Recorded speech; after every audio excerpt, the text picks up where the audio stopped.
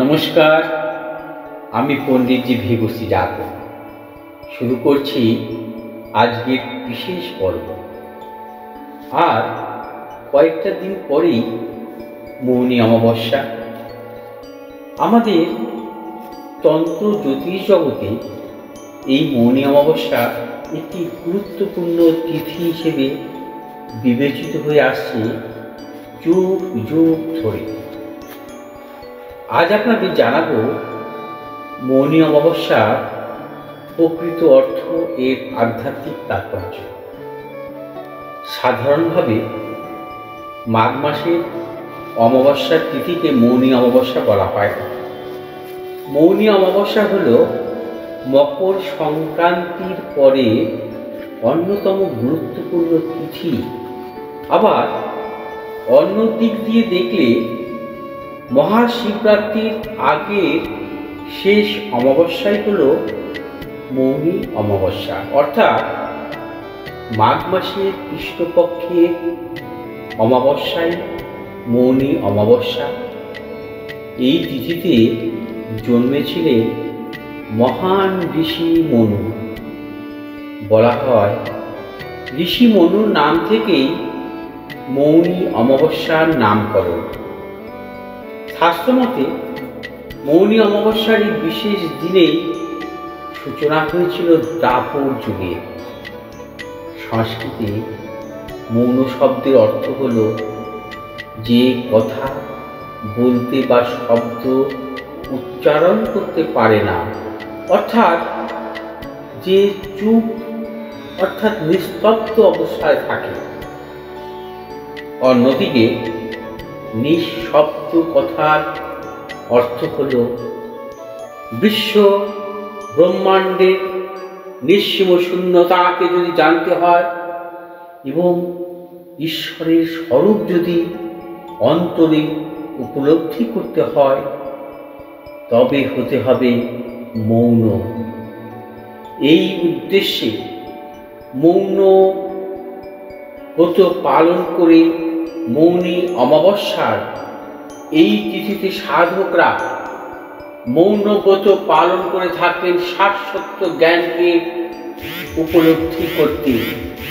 প্রকৃত সাধক এই তিথিতে মৌন ব্রত পালনের মাধ্যমে কুণ্ডলিনীকে জাগ্রত করতে পারেন এবং অসীম শক্তির অধিকারী হতে পারেন।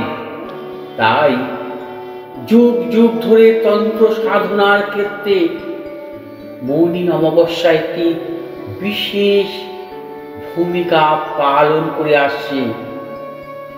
জ্যোতিষশাস্ত্রে এই দিনটির আলাদা তাৎপর্য আছে। এদিন সূর্য ও চন্দ্র মকর রাশিতে অবস্থান করে। প্রায় এক মাস ধরে সূর্যর এই অবস্থান থাকে এবং অন্যদিকে চাঁদ থাকে 2.5 দিন। চন্দ্র ও সূর্যের এই অবস্থান ও রাশি পরিবর্তন মানুষের জীবনকে প্রভাবিত করে নানানভাবে। আধ্যাত্মিক দৃষ্টিভঙ্গি থেকে এই মৌনী অমাবস্যার পুণ্যতিথিতে মৌন ব্রত পালন করলে জীবনের সব আকাঙ্ক্ষা, মোহ এবং ইন্দ্রিয়কে নিজের অধীনে রাখা যায়। এমনকি এই তিথিকে সঠিকভাবে কাজে লাগালে একজন সাধক জন্ম মৃত্যু আবর্ত থেকে মুক্তি লাভ করে মোক্ষ লাভ করতে পারেন।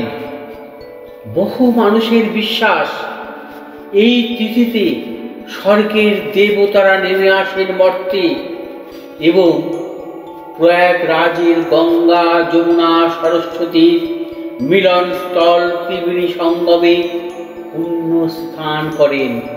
নিজেদের কর্মফল থেকে মুক্তি লাভের আশায় ত্রিবেণী সহ দেশের বিভিন্ন নদী সঙ্গমে স্নান করেন লক্ষ লক্ষ মানুষ। মাঘ মাসে পবিত্র গঙ্গা এবং অন্য নদীতে স্নান করা মানেই শুভ, কিন্তু মনে করা হয় মৌনী অমাবস্যার এই স্নানের মাহাত্ম্য ও গুণ আরও অনেক বেশি।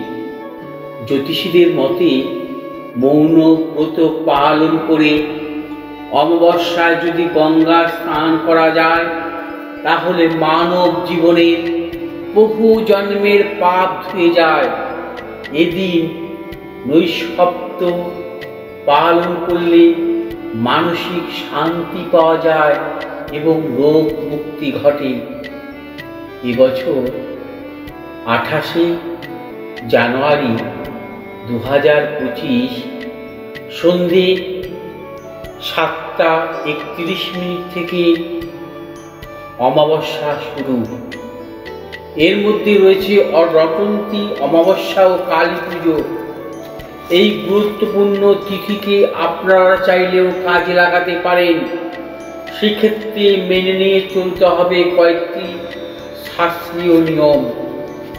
যারা গঙ্গা স্নান করবে তারা প্রথমে কপালে পবিত্র জল ঠেকিয়ে উপাসনা করুন।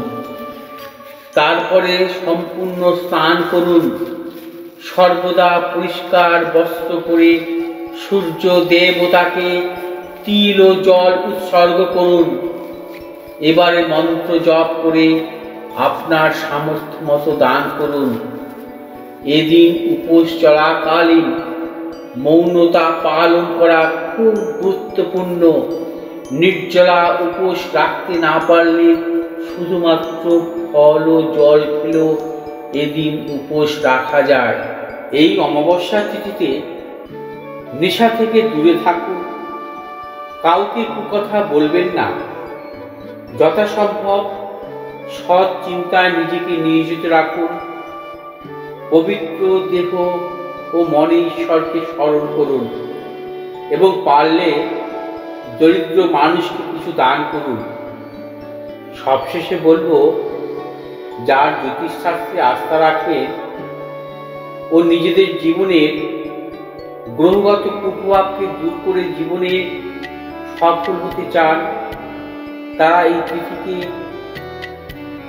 চাইলে কাজে লাগাতে পারেন।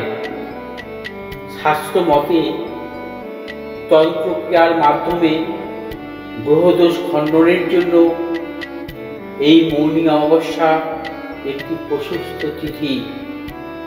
এই দিন হৃদয়েশ্বরী মা সর্বমঙ্গলা মন্দির ও তারাপীঠ মন্দিরে গ্রহদোষ খণ্ডনের বিশেষ হোম যজ্ঞ পুজো পাঠের আয়োজন করা হয়েছে।